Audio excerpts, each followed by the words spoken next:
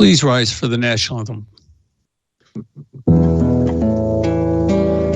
Oh, say, can you see by the dawn's early light what so proudly we held at the twilight's last gleaming, whose broad stripes and bright stars through the perilous fight o'er the ramparts we watched were so gallantly streaming, and the rocket's red glare, the bombs bursting in air, gave proof through the night that our flag was still there. Oh, say does that star-spangled banner yet wave o'er the land of the free?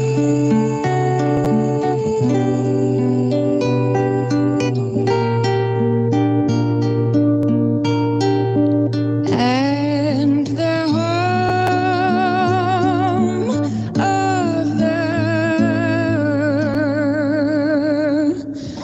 brave.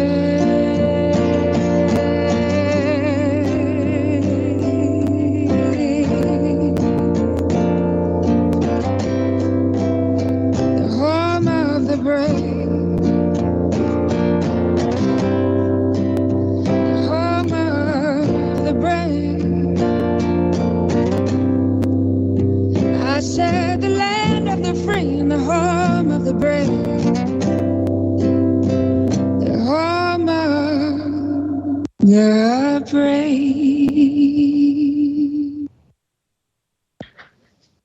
Thank you. Good afternoon and welcome to Your American Heritage. My name is Ed Bonderenka. I'm your host. We just heard the national anthem, and I'd like to say this is not a repeat show from last week.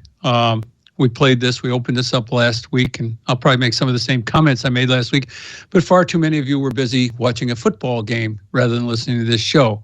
Oh, as one of my guests and our producer could not do that. But anyways, I wanted to repeat that for you because it's such a blessing to hear that song. I want to tell you a few things. It was performed by a young lady named Victory Boyd.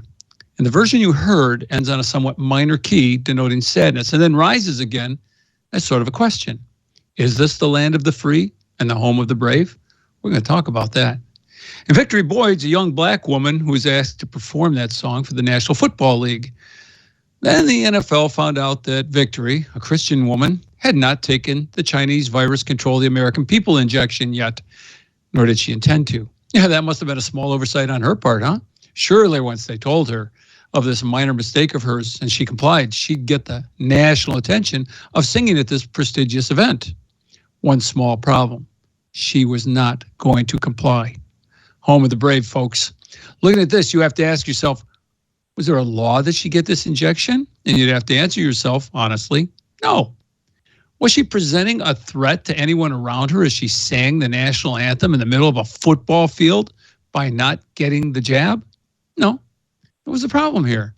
Well, Victory had the conviction that her God would not want her to allow this abomination in her body.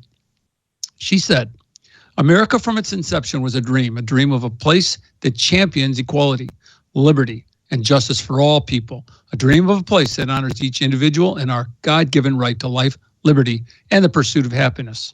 There's always been a fight to make this dream into a reality, she said. She goes on to say, from the Revolutionary War to the Civil War to the Civil Rights Movement to the prison reform movement and beyond, freedom has never been won without conflict.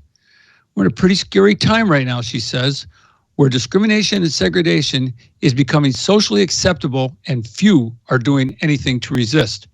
People are losing their jobs, being denied service at restaurants, concert venues, and airports here in America, all because of their convictions to not be vaccinated. She says, from New York to California, and even in states such as Florida, where I lost this opportunity of a lifetime. I've made peace with not being able to sing the national anthem for the Tampa Buccaneers. But I have not and will not make peace with the reemergence of segregation and discrimination. This is not okay, and it's about time that we say so. And I'd like to say so. It's day 318 of the coup. The theft of the American government, a government that is now at war with you. You who won't bow down and worship Caesar to make the government our God. This is war. Let me be clear, I'm not advocating picking up arms against the government. Okay? The government certainly has no qualms about taking up arms against you. The Bible says we wrestle not against flesh and blood, but against principalities, against powers, against the rulers of the darkness of this age, against spiritual hosts of wickedness. They're running in the background, folks. That's who's running the show. This is war, and we must realize it is a spiritual battle. To fight this spiritual battle adequately, you must be spiritually armed and supplied. You must be a committed Christian. Otherwise, you're fighting with one arm tied behind your back. Why do you think the enemy has such a hatred for Christians? Their demonic influences, those powers, those spiritual hosts of wickedness, those demonic influences recognize the threat. It is no coincidence that things have come this far as church attendance has dropped in this nation. Certainly Europe is an indicator of how things go when Christianity recedes. And we'll be talking about that too. Blessed be the Lord, my strength, which teaches my hands to war and my fingers to fight, my goodness and my fortress, my high tower and my deliverer, my shield, and he in whom I trust. Let's go to war. Father, please lead us and guide us today and in the days to come. Please give us the wisdom we need as we fight this assault on our nation. Please help us retake the government from these traitors and criminals, and please continue to awaken the American people. Please move mightily and either bring these oppressors to a place of repentance or a place of imprisonment. Please encourage people to turn to you for support and strength. Amen. So it's time for the David Kallman Report. It's been a while. So joining me today is David Kallman of Great Lakes Justice Center, Salt and Light Global, and Kallman Legal Group. And I must say, the views and opinions of Ed Bonderenka are not necessarily those of his guests, although I sometimes suspect they might be. I'm sure we have a lot of agreement, but that's that. If I were to start to advocate insurrection, I'm sure Dave would disassociate himself as the police came to take me away. So, hi, Dave. Welcome to the show again. Thanks for joining us. Good afternoon, Ed. Good to be with you again.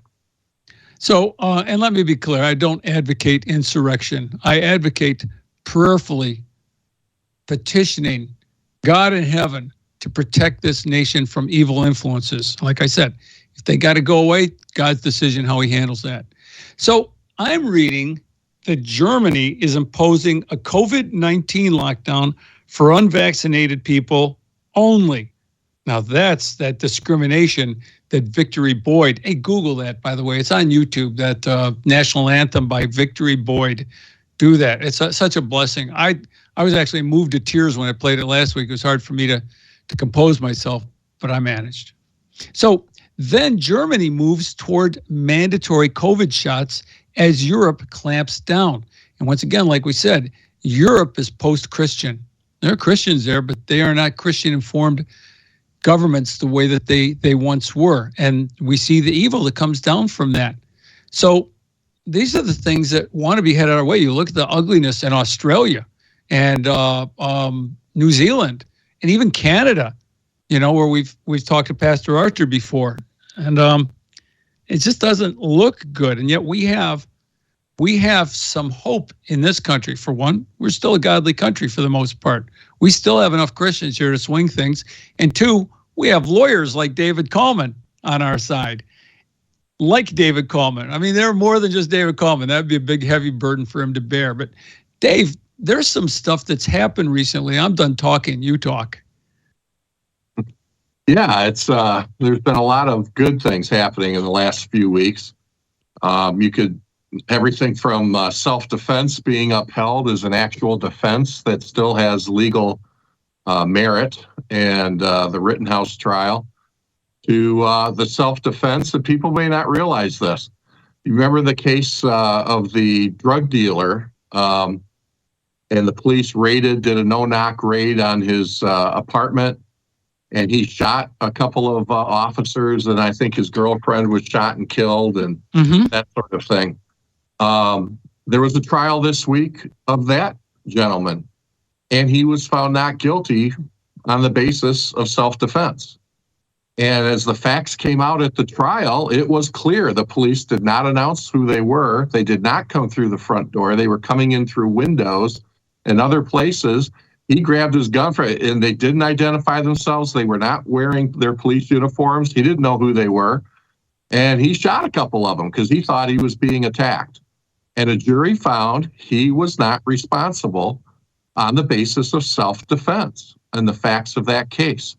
So it's not just Kyle Rittenhouse getting off, if you can't even use that phrase, but self-defense is a real protection for everybody in our country, not just white supremacists or the lies that the media were claiming about Kyle Rittenhouse. And then, of course, you have all these cases coming down now. There have been a number of injunctions over the vaccine. Wait a minute.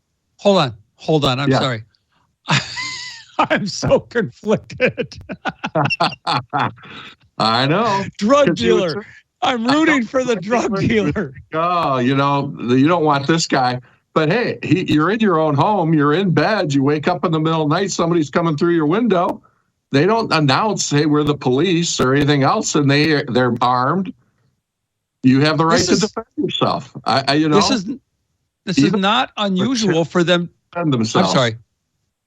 It's not unusual. Oh, I'm sorry. One more time. You finish. I'm sorry. No, I was just saying, even drug dealers have the right to self-defense. Everybody in our country does. We were talking last week to the few who were listening, and we mentioned this mother, I think in Missouri now. I don't have my notes in front of me. And she was appearing before a school board, and the FBI raided her home. Her home because of some charge about a protected computer, as if she were trying to hack into a government computer.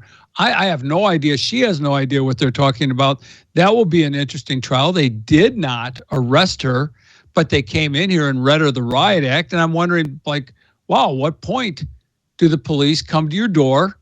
And do you just say, well, I'm not even waiting for you to come through the door. I'm just opening up through the door. You know what I mean? That's not exactly a defense there, because you don't. Yeah, that's wrong. But somebody plows in through the door. I'm sorry. I'm for police who are righteous police. I don't blindly back the blue. We saw that guy who had that red flag warrant in Maryland put on him. They came in and busted through his door. He had no idea what was going on, and he went for his gun, I believe, and they took him down. You got Roger Stone, who was taken down by paramilitary forces. We've got to remember this is America, and we've got to push back. But go ahead. You were gonna. Yeah, you're so right, Ed. And look, at least we have a criminal justice system through the courts that, even with its flaws and problems that it has, when you have a jury of 12 people in a community and listening to the actual facts and not what the media lies about a case. Media, I honestly, I hardly trust anything that you read in the media anymore about cases, because they just twist things. I mean, they put their spin on it, so you can't trust it. I trust 12 people in a jury in a courtroom who actually hear the evidence on a case. And you know what you're saying? What you're really pointing out is something I've just read recently. I'm sure most of the listeners know Victor Davis Hanson. And you see him on TV a lot, and he's a scholar and a professor and has written a number of books. Well, he did a column about how middle America and most Americans are losing confidence in the pillars of our society and our civilization. And one of the things he points out is the criminal justice system. That now, where you have somebody, who's simply defending themselves, now being prosecuted, or the Duke University lacrosse case, if you want to go back to that one a few years back, where the prosecutor, wrongfully went after those college students. To the Rittenhouse case that was just out. And now you look around, looters, people burning and pillaging and looting to the tune of hundreds of thousands of dollars from businesses all across this country, are out walking around, and most of them not even being charged or prosecuted or anything being done to them. So there's a real loss of confidence in our criminal justice system. And you're seeing DAs now in a lot of these big cities who are backed by George Soros, who are now, that's their position. They don't think anybody should be in jail. You kill somebody, so what? You should be out. Jails are terrible. You commit crimes against the community. Well, that's just wrong. They shouldn't be held in prison because they're preying on their neighbors or on their community. I mean, it really is lunacy. But you're seeing it more and more, and people are losing faith in the system. And that's why the elections this upcoming year are going to be so important. But, you look at so many other areas. Look at the FBI. Like you just said, they raided this mother shows up at a school board meeting and the FBI is raiding her house. Are you going to trust the FBI to do it? We tell everybody, if an FBI agent comes to your door and you're a parent or you're doing something, please call us. We'd love to represent you. Number one. Number two, don't talk to them. Don't say a word. I mean, where have you ever heard conservatives in the past talking about how you cannot trust the FBI and the law enforcement people and don't talk to them? But we're being put in that position now because of this craziness and the things that are going on. Remember, the FBI was the driving force behind the Russian hoax against President Trump. And that was a hoax outright, and they knew it, and they still went with it. Look at the military, the Afghanistan fiasco. Our leaders and generals saying we have to root out white supremacists that are in the military as if there's some kind of scourge, of thousands of military members who are white supremacists, let alone the fact they've never been able to parade a single one in front of anybody, to show here's one that we're getting rid of. They're using that as a pretext to get rid of conservatives and other people of faith within the military. People are losing faith in our military for these reasons. Big tech, media, right? I mean, for goodness sake, if you say anything against a vaccine mandate, or if you talk about any of these issues, the Rittenhouse trial, Facebook, Twitter, these other places are going to shut you down. And they do so openly and with impunity. And so people are losing faith in all of these areas. Oh yeah, if you look at the media, we're supposed to feel sorry for the Waukesha murderer. I'm sorry, like I'm supposed to say alleged murder, right? The guy who drove the car that did all the killing. Yeah, that guy. Ed, what are you talking about? You've read the articles in the New York Times. It was the car that killed the people. It wasn't the driver. It was the SUV that actually killed. And I'm not kidding. You think I'm being facetious? Read their articles. They say it has a habit of it, too. It ran over its girlfriend, remember? That car is dangerous. I mean, it's just ridiculous. I guess using that logic of the left, we should ban all cars now, just like they want to ban all guns because guns kill people, cars kill people. We better get rid of all this stuff. It's ridiculous. And so that's why I think you're starting to see the pushback like you're talking about and people standing up and saying enough is enough. And we just saw in the recent elections last month that people are starting to speak, and they're doing it through the ballot box, which thank goodness we still have and we can do in this country. And hopefully it'll be a tsunami next fall and these people will be wiped out of office. And then we can start correcting some of this stuff. But that's the only way that we're going to be able to do it in our system. At least we have a system that still allows it right now. By the way, I read a leftist journalist who said, sure, we should be restricting cars because they can do this kind of damage as if it was, gun control also, so I'd like to read this November 30th Reuters news report. It says the Biden administration was blocked on Tuesday from enforcing two mandates requiring millions of American workers to get vaccinated against COVID-19, a key part of its strategy for controlling the spread of the coronavirus. No, more like controlling the American populace. U.S. District Judge Terry Doughty in Monroe, Louisiana, temporarily blocked the Centers for Medicare and Medicaid Services from enforcing its vaccine mandate for healthcare workers until the court can resolve legal challenges. That ruling applied nationwide, except in 10 states where the CMS was already blocked from doing it due to prior order from a federal judge in St. Louis. Doughty said the CMS lacked the authority to issue a vaccine mandate that would require more than 2 million unvaccinated healthcare workers to get a coronavirus shot. So there is good news. And frankly, as you were giving me the litany that we've all heard of how horrible things have been, we have to keep this out front also, that there is hope. Rittenhouse, the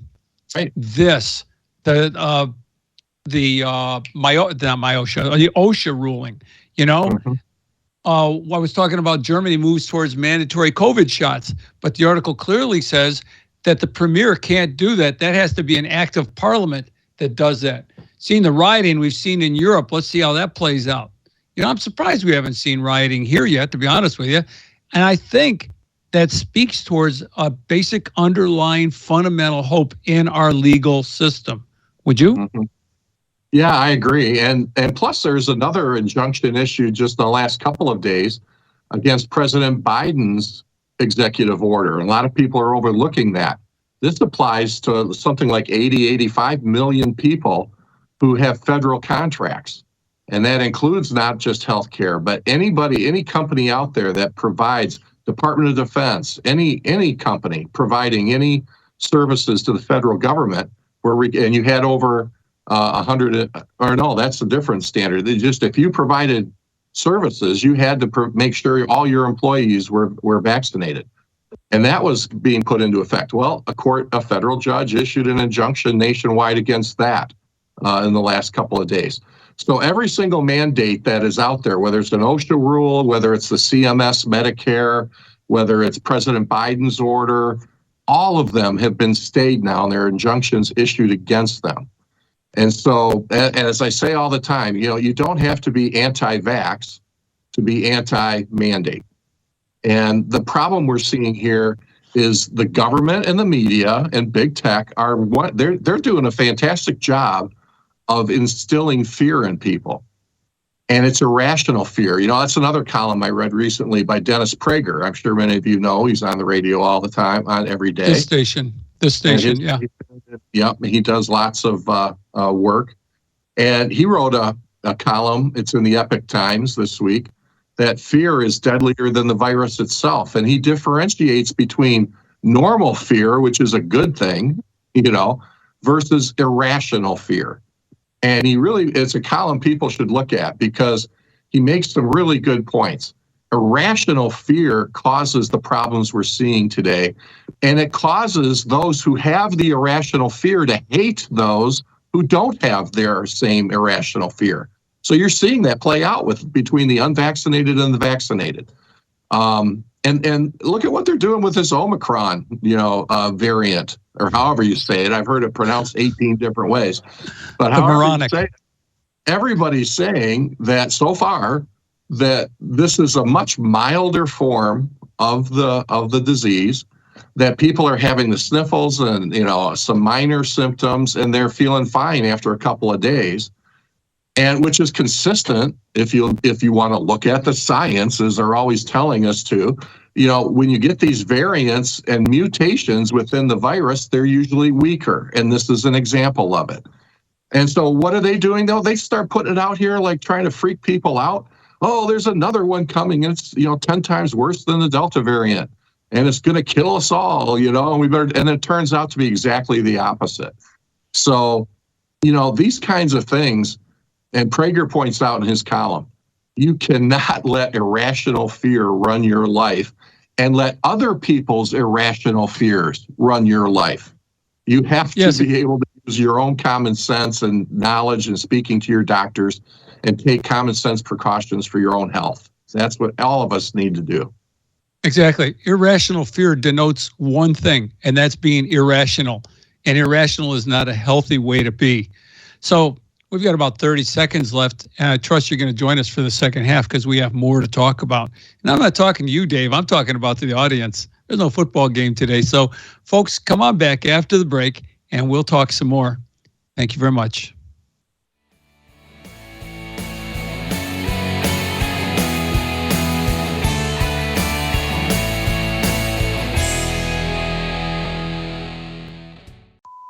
One, two, three, four.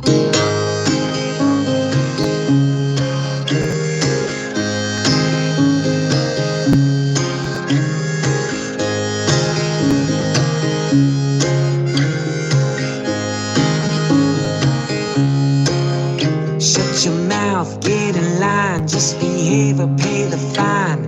They're pulling on your backbone and taking out your spine. They want you weak, don't speak, don't question, don't think. Keep staring at your smartphone, get dumber every week. Now give up your freedom and shush. Oh Jesus, what happened to us?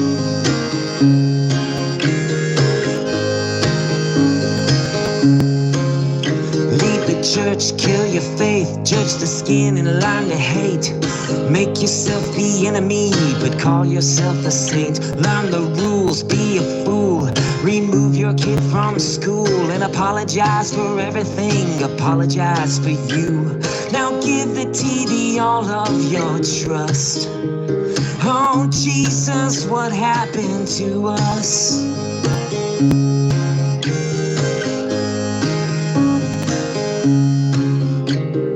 Mark, Jack, Bill, Joe, they'll tell you what you need to know. They'll give you your permissions and tell you where to go.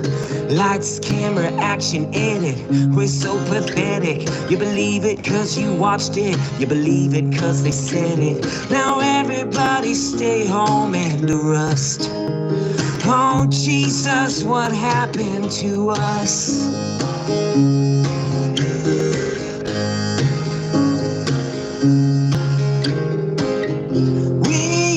To stand and fight, we had a voice, alright.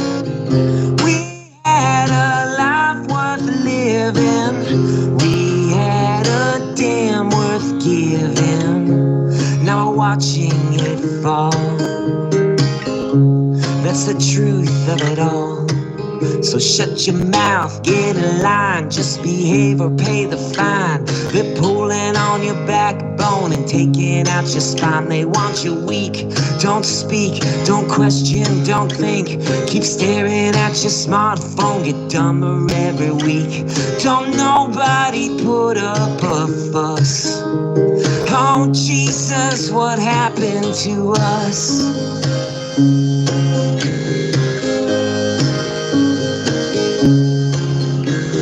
Oh Jesus, Jesus, what happened to us?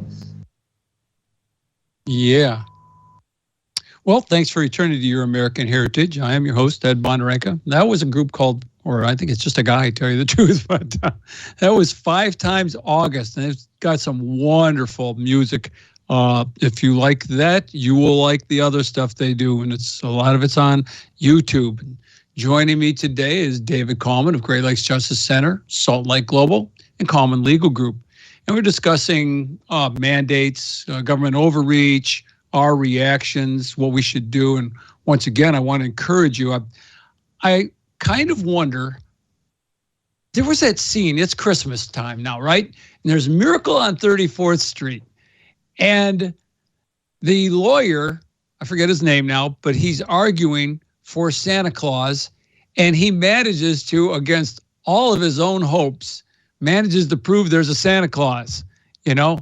And at the end of the movie, and I'm not giving anything away, the very end of the movie, he begins to wonder if what he did was all that great, because he realizes, he's pretty convinced there really is a Santa Claus, and he didn't fool anybody, that he had help beyond what his own qualifications allowed him to do. I'm not saying that to disparage the lawyers in our company right now or in our nation, but getting back to the concept of prayer defending us, when we see these legal battles won on our behalf, I wonder how much of it is actually God moving on the behalf of the prayers of the American people who are praying. And I encourage you to pray. Dave, what do you think? Put you on the spot. No, absolutely. I think that's true. We've had a number of cases over the years where if it was just our own power or something we did, some kind of Perry Mason moment, that isn't not going to happen. It's God who's in control and moves the hearts of people. And that includes judges at the appellate levels. So we believe very strongly in that. Absolutely. Oh, good. Now I want to close up on the mandate issue. A friend of mine is facing some difficulty with his employer, which is a government agency. And this government agency has insisted that everybody in his department get the shot, the Control American Population shot, and he is refusing to on religious grounds. So they have told him they will terminate him. And this is a government agency. And I didn't think they were allowed to do that. What do you think? Well, at this point, given all the court cases that are coming down the other way, I don't see how they can get away with that. If some government agencies still try to enforce these mandates, despite these court orders telling them that they cannot do so, then I'm sure there's going to be a lot of litigation and there's going to be a lot of money that these government agencies are going to owe back to these employees, and they're going to get damages. And I have a feeling we're going to be really busy. We're talking to a number of people right now, and yeah, absolutely. The mandates right now, as we're speaking today, in early December, they're not enforceable. They're there, but they're not enforceable. They're not the law. And these government agencies had better obey the court orders, or they're going to face the consequences of that. And, I know I keep saying this and harping on this all the time, but we don't lose our constitutional rights just because there's a disease floating around or there's some kind of pandemic in the air. If anything, our constitutional rights are even more important during times like this. And so it's important for people to keep pushing back, keep fighting, and to stand up against these people who don't like our Constitution, who don't like the protections, and want authoritarian control over your medical decisions. We have to push back against that. Now, you've been your group especially has been a big major player in protecting our rights. That's Salt Lake Global, and particularly Great Lakes Justice Center. And we know you had a big part in your organization, a big part in getting churches open last summer, whether all the churches wanted to avail themselves of their God-given liberty to do so or not, and actually obey God's dictate that we forsake not the assembly of ourselves together. But regardless, your organization has been very, very forefront, particularly in Michigan, on cases like that. But you are a group that runs on donations, right?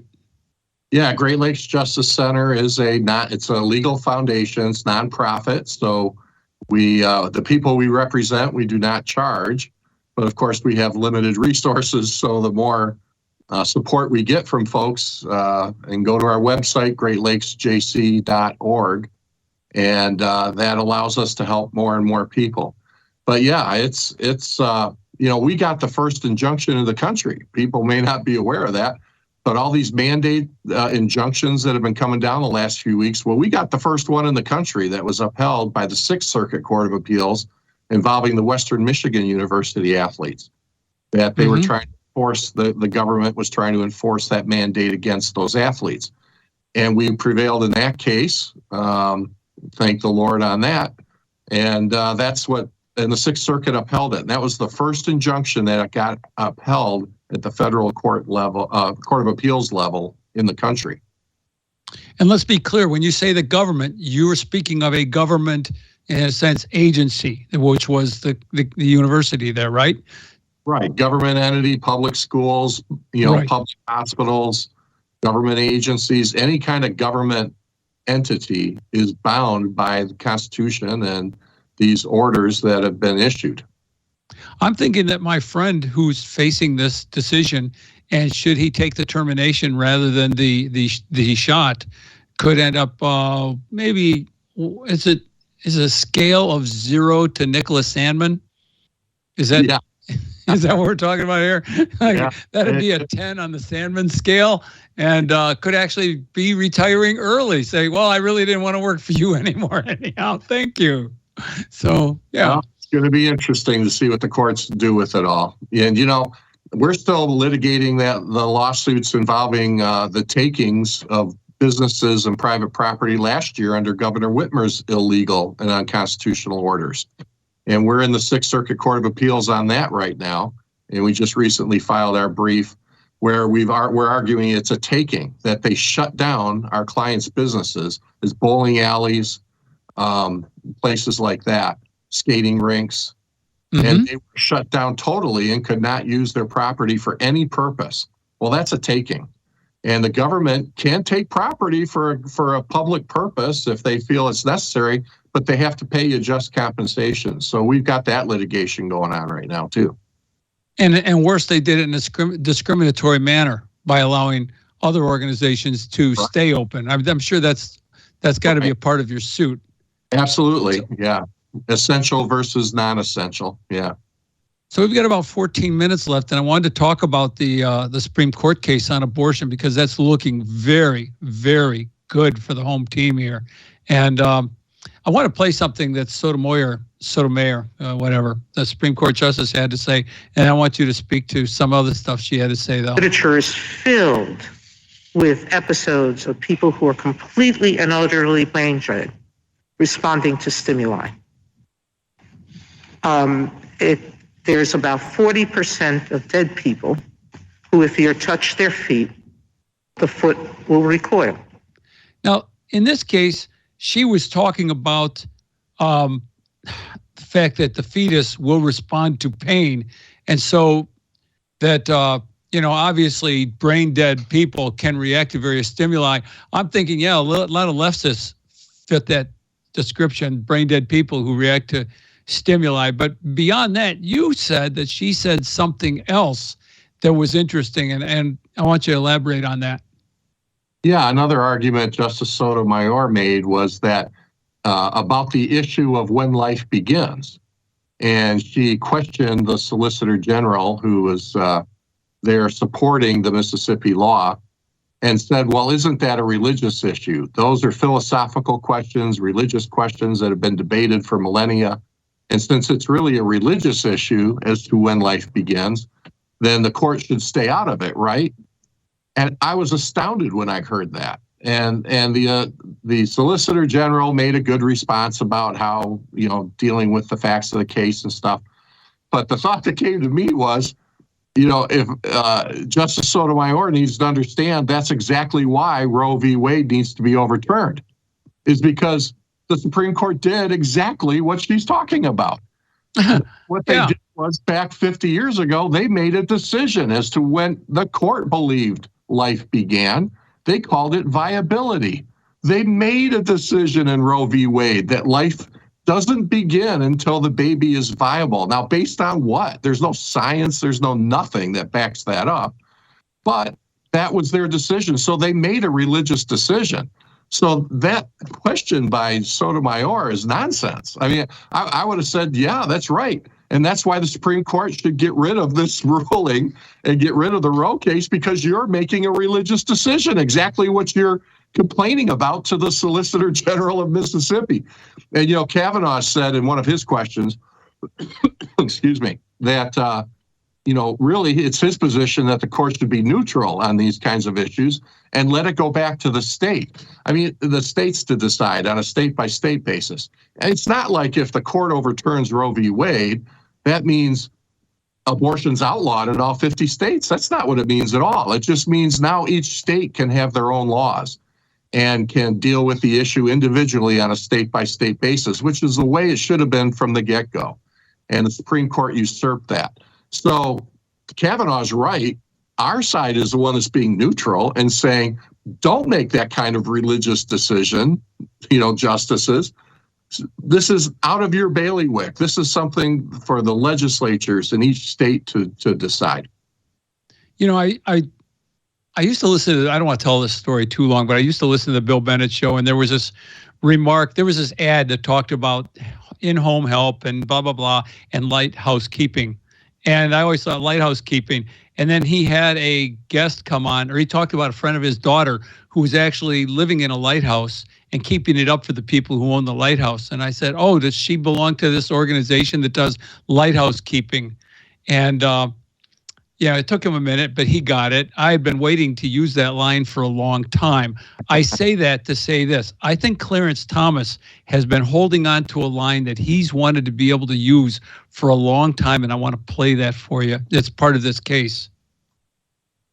I understand we're talking about abortion here, but what is confusing is that if we were talking about the Second Amendment, I know exactly what we're talking about. If we're talking about the Fourth Amendment, I know what we're talking about because it's written, it's there.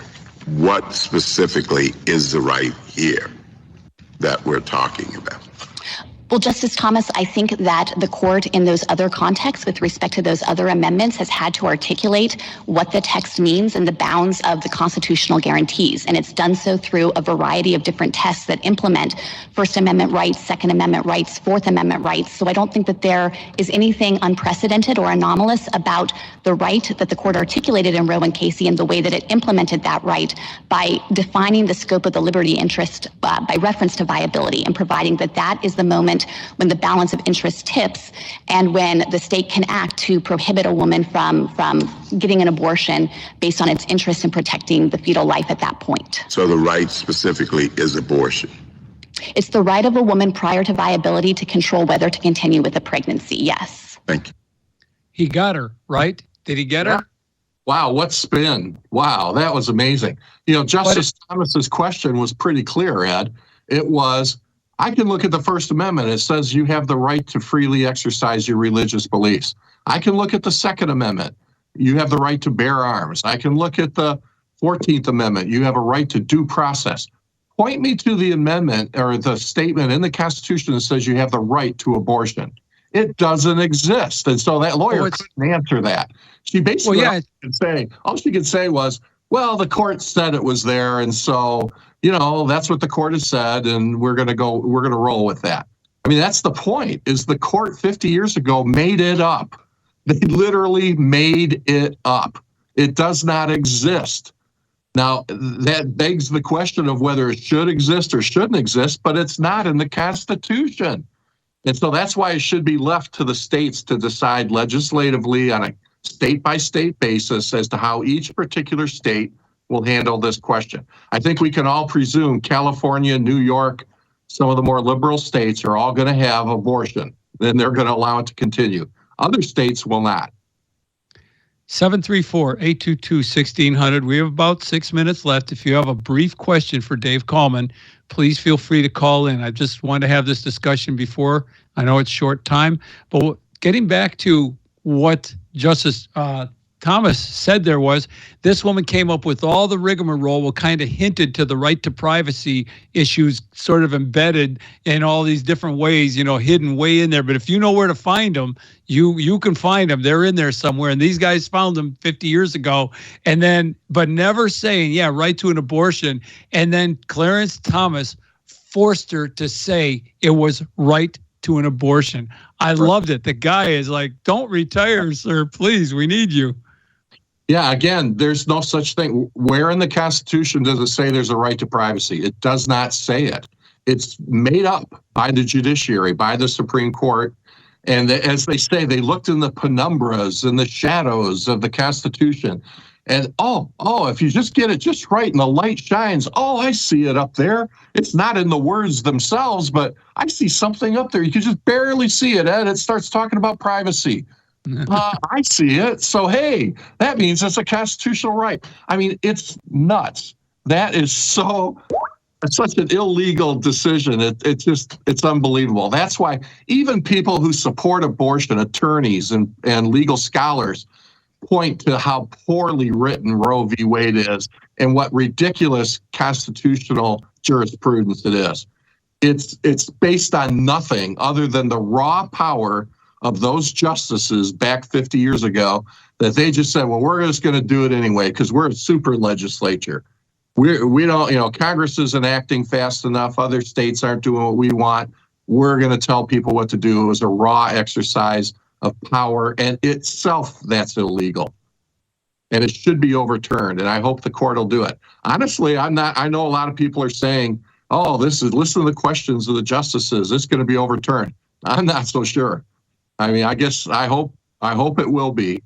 But I wouldn't be surprised if they keep, Justice Roberts likes to find middle ground, so to speak. And I could see them come up as, well, we're still going to keep something in there for right to privacy, but we're just going to, maybe we'll say 15 weeks is okay now. Or maybe they'll put allow more restrictions, but they're still going to keep it in place. I could see them doing something like that. I hope not, because the Roe v. Wade case is pathetic judicial reasoning. And I'll just Casey talk about it. It's ridiculous. Casey, that whole line of cases is not based on anything other than just raw judicial power. Okay, well, we got a couple callers. That was quick. So we're going to go to Ilona really quick. Derek's doing it really quick. Hi, Ilona. Hello. Can you hear me? Hi. Yes, thanks for calling. Well, thanks for taking my call. Just real quick on the subject you're talking about.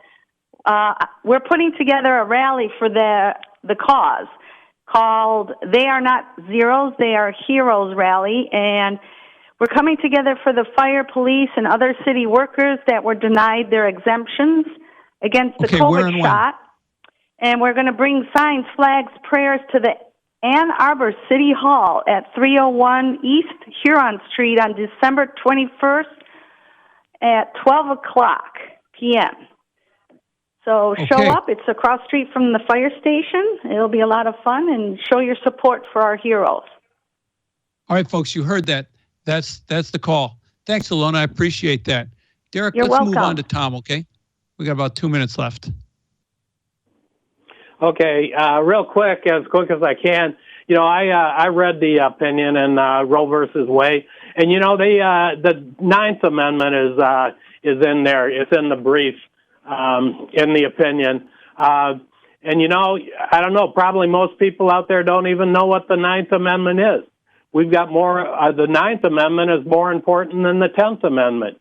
But I mean, are you trying to make the argument that every single right that a human being in this country has to be written down in the Constitution or in the Ninth Amendment because it doesn't point out any specifically. So are you saying there is no Ninth Amendment? And go ahead. Okay, let's let Tom. Let's let Dave answer that. Thanks for calling, Dave. Okay. No, that's a great question, Tom. And no, I'm not. Of course, I'm not arguing that. But what we're talking, people, this is where people misunderstand our Constitution. Our Constitution doesn't grant any rights. Amen. It grants nothing. Our Constitution is a limitation on government power, and specifically federal government power. And then later on in the 1860s, it was expanded to cover the states as well, and into the 1900s. And so that's the issue, is it's a limitation on government power, and they do not create rights. But that's what the Supreme Court did in Roe v. Wade. They created a new right, and they just made it up and said, by judicial fiat, we now find this right to privacy exists, and we find it in the Constitution. That's the problem. Of course, our Constitution doesn't list every single right. Of course not, because it's not a document that's designed to do that. It's a document to limit federal government and government power. All right. And that's well said. That's so well said. I'm glad to hear that. Folks, our guest has been David Kallman. You have been listening to Your American Heritage. Come back next week for more. Thank you very much. Thanks, Derek, for producing. God bless America. Have a great day.